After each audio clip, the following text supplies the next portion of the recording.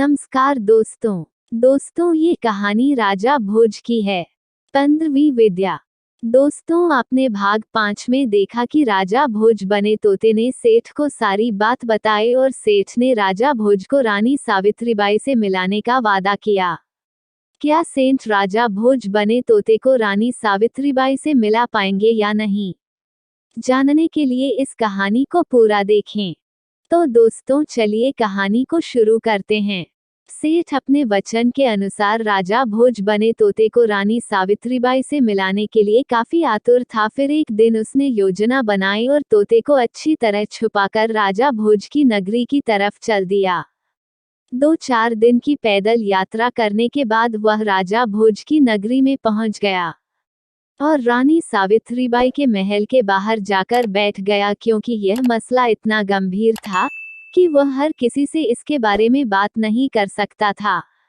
सेठ को फूंक कर अपने कदम रखने पड़ रहे थे, लेकिन सेठ करे तो क्या करे, महल के अंदर जाना उतना ही मुश्किल था जितना कि एक गरीब आदमी का मोदी से मिलना हो। सेठ महल के बाहर बैठा रहा, उम्मीद लगाए कि भगवान एक रास्ता जरूर निकालेंगे। अचानक सेठ ने देखा कि एक दासी महल से बाहर आई। सेठ ने तुरंत अपना दिमाग दौड़ाया कि आगे का काम दासी ही कर सकती है। वह भागा और तुरंत दासी के पास जा पहुंचा। सेठ ने कहा कि दासी बहन, कृपा आप मेरा एक कार्य कर दीजिए। मुझे किसी भी तरह एक बार रानी सावित्रीबाई से मिलवा दीजिए। दासी ने गुस्से में कहा, क्या रानी सावित्रीबाई से मिला दूं? हमारी रानी के इतने भी बुरे दिन नहीं आए कि वह राह चलते किसी भी अरे गहरे से मिलें। चले जाओ यहाँ से। सेठ ने कहा कि हे दासी, आप किसी भी तरह ये समाचार रानी तक पहुँचा दो कि एक सेठ बहुत दूर से पैदल यात्रा करते हुए एक गंभीर समस्या लेकर आपसे मिलने आया है। इसके बदले में आपको 50 सोने के सिक्के दूंगा। 50 सोने के सिक्कों के नाम से दासी के चेहरे पर चमक आ गई। उसने मन ही मन सोचा, इतने से काम के 50 सोने के सिक्के। दासी ने कहा, लाओ सेठ, पहले मुझे 50 सोने के सिक्के दो, तभी मैं रानी के पास जाकर आपका समाचार पहुंचाऊंगी। सेठ ने तुरंत उसे 50 सिक्के दे दिए। सिक्के अपने पल्लू में बांधकर वह दौड़ती हुई रानी सावित्रीबाई के पास गई और रानी से बोली, महारानी, एक सेठ बहुत दूर से पैदल सफर करते हुए आपसे मिलने आया है। शायद बेहद ही गंभीर समस्या पर विचार करना चाहते हैं। यदि आप आज्ञा दे तो मैं उन्हें बुला लाऊं। रानी सावित्रीबाई ने कहा कि ठीक है दासी, उसे हमारे पास लेकर आओ।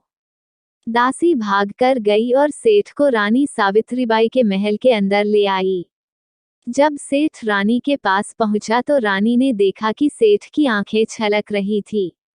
उसने हाथ जोड़कर रानी से विनती करी कि रानी, केवल 1 मिनट में आपसे अकेले में वार्ता करना चाहता हूँ। रानी सावित्रीबाई एक कोमल हृदय की महिला थी। किसी अनजान व्यक्ति की आंखों में पानी देख उसका मन पसीजने लगा था। रानी ने तुरंत सभी दासियों और पहरेदारों को बाहर जाने का आदेश दिया। जैसे ही सब बाहर गए, सेठ ने अपनी चादर हटाई और तोता बने राजा भोज को बाहर निकाला और बोला, महारानी, यह कोई और नहीं बल्कि स्वयं राजा भोज हैं। किसी अनजान के मुख से ऐसे शब्द सुनते ही रानी का हृदय जोर जोर से धड़कने लगा। वह इस पहेली को समझ नहीं पा रही थी। रानी के हृदय में सवाल बढ़ते जा रहे थे। एक क्षण के लिए वह मौन हो गई। फिर सेठ ने धीरे से कहा, रानी, आप इन्हें संभालिए, मेरा कार्य यहीं समाप्त होता है, बाकी की सारी बात स्वयं राजा भोज आपको बता देंगे। रानी अपने हृदय को सराहती हुई बोली, रुको सेठ, जब तक कि यह सिद्ध नहीं हो जाता कि यह राजा भोज हैं, आप यही रहेंगे। यदि आपकी बात सच साबित हुई तो राजा भोज की आने की खुशी में आपके नाम पर एक भव्य समारोह किया जाएगा, और यदि आप हमारे साथ कोई मजाक कर रहे हैं तो आपको ऐसा दंड दिया जाएगा जिसकी कल्पना आपने कभी नहीं की होगी। रानी और सेठ की इतनी बातें सुनकर सेठ के पीछे बैठे तोते ने धीरे से कहा, रानी, क्या आज भी आपके पास हमारी मूंछ का बाल सुरक्षित रखा है? ये शब्द सुनते ही रानी बोलते बोलते एकदम सुन्न पड़ गई और धीरे धीरे अपनी नजरें उस तोते की तरफ घुमाई जिसकी आंखों से जिज्ञासा के आंसू बह रहे थे। अपने स्वामी से इतने वर्षों बाद मिलकर जो इस अवस्था में उन्हें मिले थे, उनकी तरफ देखकर रानी फूट फूट कर रोने लगी। रानी ने सेठ का दिल से धन्यवाद किया और उन्हें मेहमान कक्ष में ठहरने को कहा। रानी ने दासियों को बुलाकर आदेश दिया कि यह सेठ जी हमारे शाही मेहमान हैं, इन्हें किसी भी तरह की समस्या नहीं होनी चाहिए। सेठ ने मुस्कुराते हुए अपना सर हिलाया और कक्ष की ओर चल दिए। अब रानी को राजा भोज बने तोते ने अपनी पूरी दास्तान सुना डाली कि कैसे नाई ने उनके साथ इतना बड़ा धोखा किया है। राजा की बात सुनकर रानी ने कहा कि मैं तो राजा भोज बने नाई को महल में आते ही जान गई थी। राजा भोज बने तोते को उसकी सारी कहानी सुनाई और बोली, महाराज ये तो मैं उसके महल में आते ही समझ गई थी कि यह बहरूपिया कोई और है, मेरे महाराज नहीं, क्योंकि मैंने उससे आते ही वह निशानी मांगा जो आप मुझे सौंप कर गए थे, जिसे देने में असमर्थ हो गया और नए नए बहाने बनाने लगा। इतनी वार्ता करने के बाद रानी सावित्रीबाई बोली, महाराज आप एक 15वीं विद्या निदान शासक है, तो कृपा आप ही इस समस्या का समाधान करिए। दोस्तों, नाई कितना भी चालाक क्यों ना हो, वह केवल 15वीं विद्या जानता था, किंतु राजा भोजपुरी 1 से लेकर 15वीं विद्या तक सभी जानते थे। अब असली राजा भोज को रानी सावित्रीबाई का साथ मिल चुका था। उन्होंने इस दुख से छुटकारा पाने के लिए गंभीर योजना बनाई और रानी सावित्रीबाई से बोले कि देखो रानी, केवल सेठ और आपको ही मालूम है कि मैं महल में आ चुका हूँ और किसी को भी इसकी सूचना नहीं है और ना ही मिलनी चाहिए। अब जो मैं आगे कहूँगा आपको वही करना होगा। रानी सावित्रीबाई ने कहा, जी महाराज, आप जैसा कहेंगे मैं वैसा ही करूँगी, कृपा आप मुझे आगे की योजना बताएं। राजा भोज बने तोता ने कहा कि हे रानी, सबसे पहले आप सैनिकों से कहकर एक मरा हुआ बकरा मंगवाए और एक दासी से कहकर नाई के पास संदेशा भेजवाएं जिसमें आप उससे माफी मांगते हुए महल में आने का आग्रह करना चाहती है और मुझे किसी ऐसे स्थान पर छुपा दीजिए जहां से केवल मैं आपको देख सकूं, आप लोग मुझे ना देख सकें। रानी सावित्रीबाई राजा भोज की पूरी योजना अच्छी तरह समझ चुकी थी। फिर उसने योजना अनुसार एक दासी को बुलाया और उसके द्वारा रानी ने राजा भोज बने नाई तक एक संदेशा भिजवाया, जिसमें रानी राजा बने नाई से माफी मांगते हुए अब उन्हें महल में बुलाना चाहती हैं। दासी रानी का संदेशा लेकर तुरंत राजा बने नाई के पास गई, जो रानी मानवती के महल में विश्राम कर रहा था। वहां जाकर दासी ने राजा बने नाई से कहा, महाराज, रानी सावित्रीबाई ने आपको याद किया है, वो अपने कर्मों पर पश्चाताप करते हुए आपसे माफी मांगना चाहती हैं। रानी ने आपके साथ सभी मंत्री गण को भी आमंत्रित किया है ताकि वह सबके सामने आपसे माफी मांग सके। कृपा अब आप चलिए, रानी जी आपकी आरती करते हुए महल में आपका भव्य स्वागत करना चाहती हैं। ये सारी बात दासी ने राजा बने नाई को हाथ जोड़कर कह डाली। राजा बने नाई ने कहा कि आखिरकार रानी सावित्रीबाई को अक्कल आ ही गई। ठीक है, जाकर रानी से कह दो, हम शीघ्र ही समस्त मंत्री गण के साथ महल में पधार रहे हैं, हमारे स्वागत की तैयारी करें। रानी सावित्रीबाई को पूरा विश्वास था कि इस संदेश के साथ राजा बना नाई जरूर आएगा। इसलिए रानी ने तोता बने राजा भोज को एक कपड़े से ढककर कक्ष के रोशनदान में छुपा दिया ताकि तोता वहां से सारा दृश्य देख सके।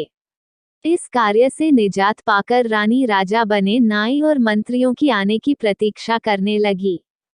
थोड़ी देर बाद रानी ने देखा राजा बना नाई समस्त मंत्री गणों के साथ महल की ओर पधार रहा था। राजमहल के द्वार पर पहुंचते ही रानी ने अपने ऊपरी मन से राजा बने नाई की आरती की और हाथ जोड़कर कहने लगी, महाराज, मैं अपनी गलती पर अति शर्मिंदा हूँ जो मैंने आपको महल में प्रवेश करने से रोका, किंतु आप ये भली भांति जानते हैं कि मैं एक पतिव्रता स्त्री हूँ, इस कारण मुझे फूंक फूंक कर कदम रखने पड़ते हैं। कृपा अब आप मुझे क्षमा कर दें। अपनी बात को आगे बढ़ाती हुई रानी बोली, महाराज, मैं आपकी बात से सहमत हूँ कि इतनी पुरानी बातें याद थोड़ी ही रहती हैं, लेकिन मैं आपको याद दिलाना चाहती हूँ कि जब आप 15वीं विद्या सीखने जा रहे थे, तब आप मुझे निशानी के तौर पर कहकर गए थे कि रानी सावित्रीबाई, मैं जब भी 15वीं विद्या सीखकर वापस आऊंगा, सबसे पहले इसका चमत्कार आपको ही दिखाऊंगा, तो आप समझ जाना कि मैं ही राजा भोज हूँ। लेकिन महाराज, वापस आने के बाद आपने मुझे कोई भी चमत्कार नहीं दिखाया, जिस कारण मुझे आपके साथ ऐसा व्यवहार करना पड़ा। इसलिए महाराज, मैं आपसे प्रार्थना करती हूँ कि सभी के सामने अपनी 15वीं विद्या का चमत्कार दिखाएं, ताकि मैं अपने महाराज पर गर्व कर सकूं। इतनी वार्तालाप के बाद राजा बना नाई मन ही मन प्रसन्न हो गया। वह खुद भी सबके सामने अपनी विद्या दिखाने के लिए आतुर था, लेकिन उसे इस बात का बिल्कुल भी एहसास नहीं था कि असली राजा भोज वहां मौजूद होकर उसकी सारी रास लीला देख रहे थे और केवल उस एक मौके की तलाश में बैठे थे जब नाई एक क्षण के लिए राजा भोज के शरीर से बाहर निकले। राजा बने नाई ने कहा कि ठीक है रानी, आप बताएं क्या देखना चाहेंगी। रानी ने तुरंत अपने नौकरों से कहकर उस मरे हुए बकरे को मंगवाया। रानी के आदेश अनुसार नौकर मरा हुआ बकरा लेकर आए और उसे राजा के सामने रख दिया गया। रानी ने कहा कि महाराज, मैं चाहती हूँ कि आप एक बार अपने प्राण इस मरे हुए बकरे में डालें, इसे जीवित कर अपनी विद्या का परिचय दे। राजा बने नाई ने कहा कि ठीक है, इसमें कौन सी बड़ी बात है, ये तो मेरे बाएं हाथ का खेल है। नाई मन ही मन मंत्र पढ़ने लगा और कुछ ही क्षण बाद राजा का शरीर प्राणहीन होकर जमीन पर गिर गया और मरा हुआ बकरा जीवित हो उठा। अब नाई के प्राण बकरे में बस चुके थे। उधर रोशनदान में बैठा तोता राजा भोज इसी एक क्षण की तलाश में थे। उन्होंने भी तुरंत मंत्र पढ़े और अपने प्राण खुद के यानी राजा भोज के शरीर में डाल दिए। फिर तोता प्राणहीन होकर गिर गया। वहां मौजूद समस्त लोग अचंभे में थे कि यह हो क्या रहा है। अचानक राजा भोज ने कहा, जो कि अपने असली रूप में आ चुके थे। राजा भोज बोले, बेड़िया लाओ, मोटी मोटी जंजीरें लेकर आओ, इस बकरे को अच्छी तरह से बांधो ताकि यह भाग ना पाए। राजा का आदेश सुन तुरंत बेड़िया लाई गई और बकरे को अच्छी तरह से बांध दिया गया। मामला शांत होने के बाद राजा भोज ने अपनी सारी आप बीती वहां मौजूद समस्त मंत्री गणों को सुनाई और कहा, भला हो इस सेठ का जिसने मेरी काफी मदद की और अच्छाई का साथ दिया। राजा की बात सुन सभी मंत्री गण बोले, महाराज हमें क्षमा करें जो हम इस नकली राजा को पहचान ना सके, किंतु हमें इस पर संदेह तभी हो गया था जब इसने तोता मार अभियान चलाया था। कृपा अब आप ही इसकी सजा तय करें। फिर राजा भोज ने कहा कि इसके लिए मृत्युदंड पर्याप्त नहीं है, इसे हम ऐसी सजा देंगे जिससे ये सारी जिंदगी पछताता रहेगा। इस बकरे को नगरी के मुख्य द्वार पर बांध दिया जाए और समस्त प्रजाजन में ये घोषणा करा दी जाए कि राजा का आदेश है, जो भी प्रजाजन नगरी से बाहर जाएगा वह इसके सिर पर 5 जूते मारकर ही जाएगा और कोई अंदर आएगा वह भी 5 जूते मारकर आएगा। ऐसा ही हुआ। बकरे को नगरी के मुख्य द्वार पर बांध दिया गया और वहां पहरेदार बैठा दिए गए। पहरेदार को सख्त आदेश दे दिया गया कि कोई भी आए या जाए इसे 5 जूते मारे बगैर नहीं आ जा सकता। इधर राजा भोज ने मरे हुए तोते का अंतिम संस्कार बहुत ही सादर सम्मान के साथ करवाया। अब राजा भोज ने अपना राज्यपाठ भी खुशी खुशी संभाल लिया था। दोस्तों, इसी के साथ हमारी राजा भोज की कहानी के सभी भाग यही समाप्त होते हैं। दोस्तों, अगर आप इस कहानी के आगे के भाग ना देखे हों तो हमारे चैनल पर जाकर इसके आगे के भाग जरूर देखें। तो दोस्तों, ये भाग आपको कैसा लगा हमें नीचे कमेंट बॉक्स में जरूर बताएं। अगर आप हमारे चैनल में नए हैं तो हमारे चैनल को सब्सक्राइब करें और बेल आइकन ऑन कर लें। धन्यवाद।